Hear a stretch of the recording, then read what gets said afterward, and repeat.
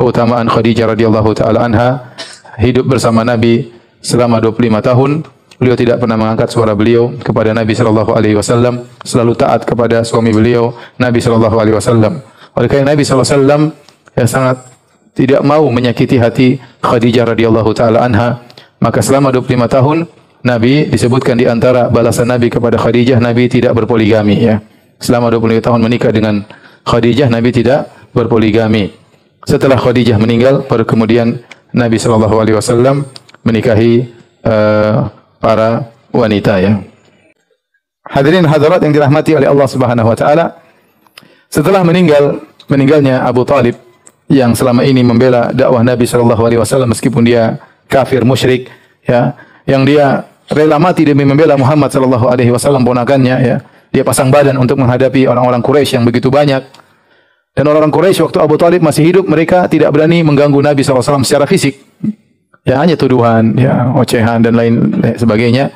Tapi begitu Abu Talib meninggal dunia, maka mereka berani mengganggu Nabi sallallahu alaihi wasallam secara fisik. Oleh karena hadis-hadis yang bercerita Nabi diganggu oleh Abu Jahal, kemudian ada yang meletakkan kotoran di pundak Nabi sallallahu alaihi wasallam, itu dibawakan oleh Ibnu Katsir. Seluruh kisah itu dibawakan kepada setelah wafatnya siapa? Abu Talib. Karena waktu Abu Talib masih hidup, mereka tidak bisa mengganggu secara fisik Nabi sallallahu alaihi wasallam. Karena gangguan kaum musyrikin semakin parah ya. Akhirnya ya, Nabi sallallahu alaihi wasallam ya berdakwah di tempat yang lain. Siapa tahu ada pertolongan itu di kota Taif ya, di kota Taif. Demikian juga para sahabat. Bukan cuma Nabi mengalami gangguan, para sahabat juga mengalami gangguan yang berat, semakin berat sejak wafatnya Abu Talib. Sehingga akhirnya sebagian mereka berusaha meninggalkan kota Mekah karena mereka sulit untuk beribadah. Di antaranya yang hendak berhijrah adalah Abu Bakar As-Siddiq radhiyallahu taala anhu ya. Tatkala mereka mengalami intimidasi di kota Mekah, sulit bagi mereka untuk menampakkan Al-Quran, menampakkan Islam, beribadah. Akhirnya Abu Bakar As-Siddiq radhiyallahu anhu ingin berhijrah.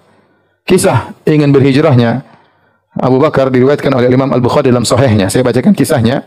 An Aisyah radhiyallahu taala anha, dari Aisyah radhiyallahu anha, dia berkata, "Lam aqil abawayya ila wa huma yadinani dina." Ya, tidaklah aku bisa mengerti waktu kecil kecuali ayahku dan ibuku sudah beragama Islam. Walam yamurru alaina yaumun illa ya'tina fihi Rasulullah sallallahu alaihi wasallam tarafain nahar bukratan wa asyiyah. Tidaklah satu hari lewat pun kecuali Nabi pasti mampir ke rumahku. Entah pagi hari atau entah sore hari. Kata para ulama karena begitu cintanya Nabi kepada Abu Bakar ya. Jadi Nabi setiap hari mampir ngobrol dengan siapa? Abu Bakar.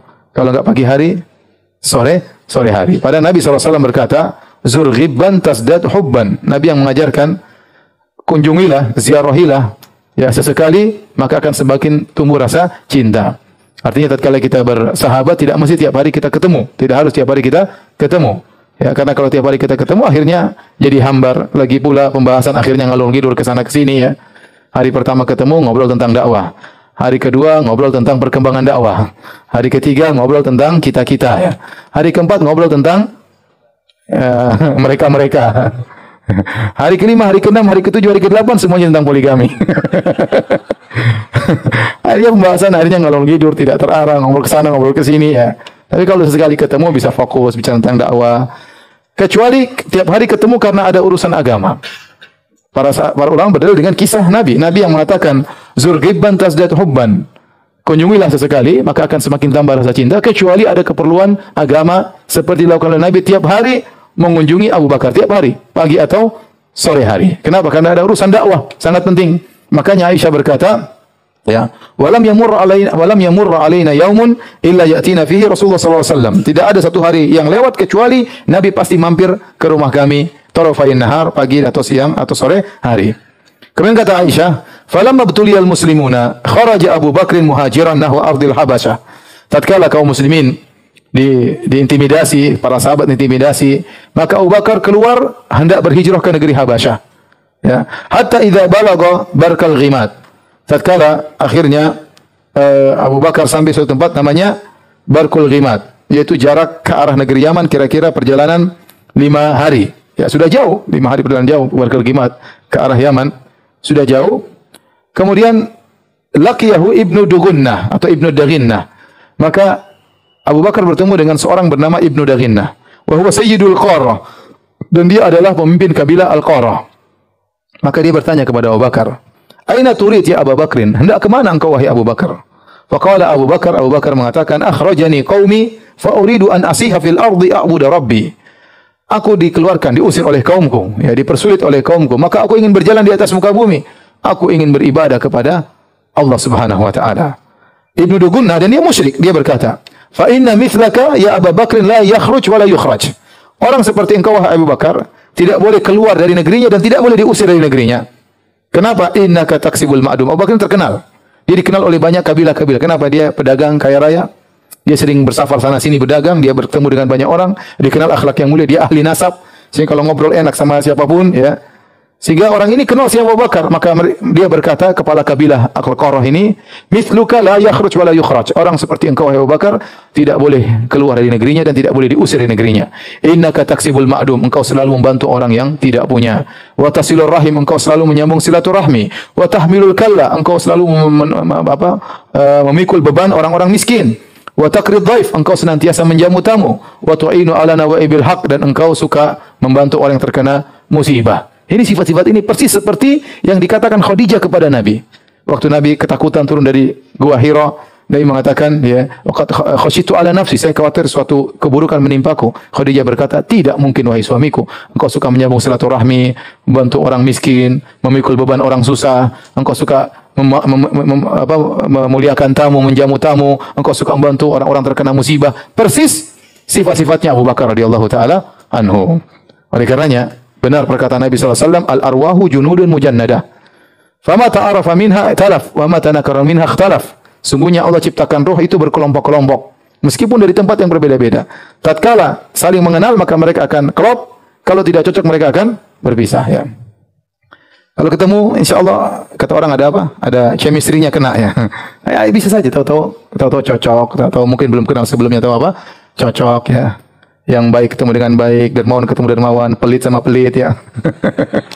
Yang hobi ini suka hobi ini, ya. Dan Nabi SAW karena orangnya sangat dermawan, klop dengan Abu Bakar radhiyallahu taala anhu. Orangnya sangat dermawan, bahkan menjadi sahabat dekatnya. Kemudian kata Ibnu Dugunnah, fa ana laka jar. Saya akan jadi penjaminmu, saya akan menjadi pelindungmu. Pulang ke Mekah, jangan pergi. Irji' wa'bud rabbaka bi baladik. Dia musyrik. Dia bilang, pulanglah engkau kota Mekah, sembah Tuhanmu di sana. Padahal dia apa? Musyrik.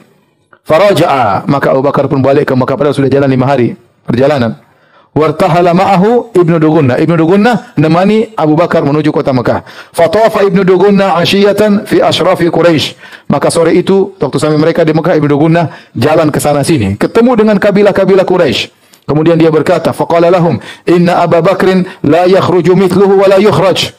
Orang seperti Abu Bakar tidak boleh keluar dari negerinya dan tidak boleh diusir dari negerinya.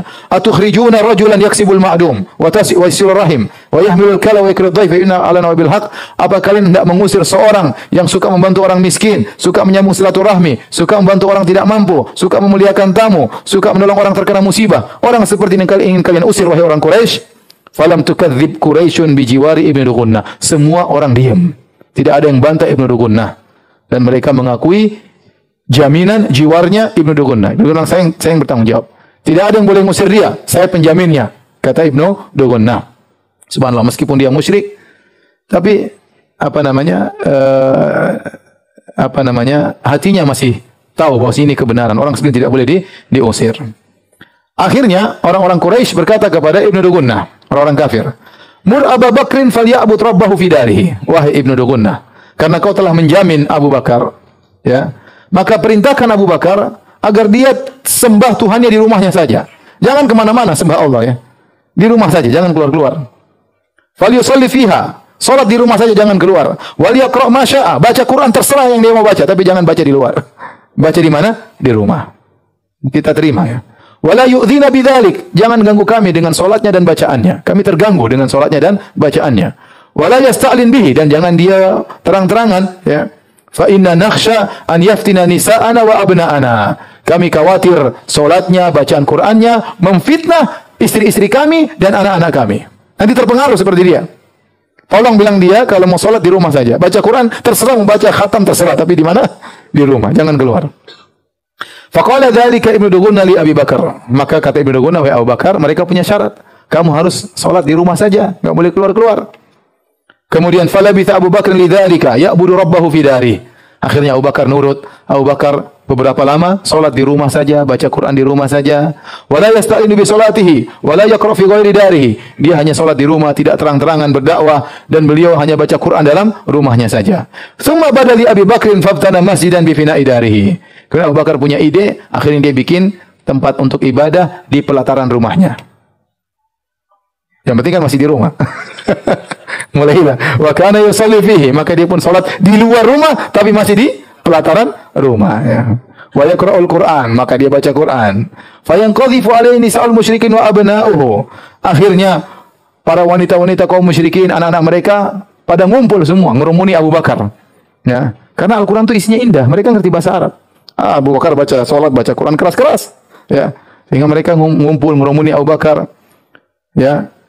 Wa hum ya'jabuna minhu wa yanzuruna ilaihi. Dan mereka kagum dengan Al-Qur'an, kagum dengan Abu Bakar. Dan mereka melihat Abu Bakar ini ngapain? Kemudian baca Quran kok indah. Setelah itu dipotong dengan ruku, sujud, bangun, baca Quran lagi, ya. Ini menakjubkan mereka. Apalagi mereka ini, kita bayangkan suatu kaum yang mereka pandai bahasa Arab. Kalau kita bahasa Indonesia, terus ada orang setiap berdiri baca syair-syair indah, kan kita tertarik. Kira-kira demikian. Sementara ini kalam Rabbul Alamin, firman Allah Subhanahu wa taala, tentu di puncak keindahan sehingga mereka tertarik, mereka dengar. Apalagi Abu Bakar dikenal kalau baca luar biasa sambil nangis-nangis, ya. Bayangkan, ya. Ya, karena memang orang hobi yang nangis-nangis. Jadi waktu Abu Bakar baca semua tertarik. Akhirnya, ya, wa kana Abu Bakrin rajulan bakkan la yamliku ainaihi. Abu Bakar adalah orang yang suka menangis, tidak mampu dia menahan air matanya. Idza qara al-Qur'an, kalau dia baca Quran dia mudah menangis. Hal ini menjadikan orang-orang Quraisy ketakutan. Ini yang kita khawatirkan ini. Dia baca di luar, orang-orang pada ngumpul semuanya. Dan Abu Bakar tidak salah. Dia masih baca di rumahnya. Salah sendiri mereka mau ngumpul di rumah Abu Bakar. Akhirnya mereka lapor kepada Ibnu Dughunah. Kata mereka, "Inna kunna ajarna Abu Bakrin bijiwarika ala an ya'budu rabbahu fi darih." Wahai Ibnu Dughunah, kami dulu menerima jaminanmu terhadap Abu Bakar dengan syarat dia beribadah hanya di rumahnya. Sekarang dia sudah melanggar. Dia bikin tempat sholat di pekarangan rumahnya dan dia terang-terangan sholat dan dia baca Quran di situ. Kami khawatir dia akan memfitnah, ya, istri-istri kami dan anak-anak kami. Maka laranglah dia. Suruh masuk dalam rumah, jangan di luar.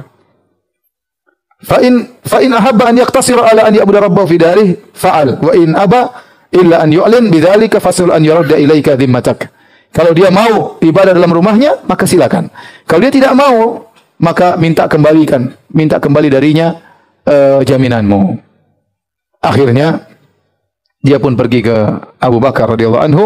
Kemudian Abu Bakar mengatakan, saya tidak mau, ya, saya kembalikan jaminanmu, wa ardu bi jiwari rabbi, dan aku ridha dengan jaminan dari Allah Subhanahu wa taala, ya. Ini menunjukkan bagaimana setelah Abu Talib meninggal dunia, kondisi semakin parah. Sampai Abu Bakar yang mereka biasanya tidak mengganggu Abu Bakar karena dia saudagar kaya raya, mereka segan dengan Abu Bakar, akhirnya terganggu juga. Kenapa? Kondisi sudah sangat parah. Nabi SAW tatkala melihat kondisi yang berat, ya, pada tahun sekitar 10 kenabian, dakwah sudah sulit, semua usaha sudah dicoba, gagal sana sini, maka Nabi tidak putus asa, ya. Maka beliau mencari lahan dakwah yang lain. Maka beliau berpikir untuk pergi ke Taif. Taif waktu itu adalah kota besar nomor 2. Kota besar nomor 2, ya. Ya, setelah kota Mekah. Mekah ibu kota di Jazirah Arab. Taif itu kota besar nomor 2, dan di sana ada suku yang lain, yaitu dari kabilah Thaqif.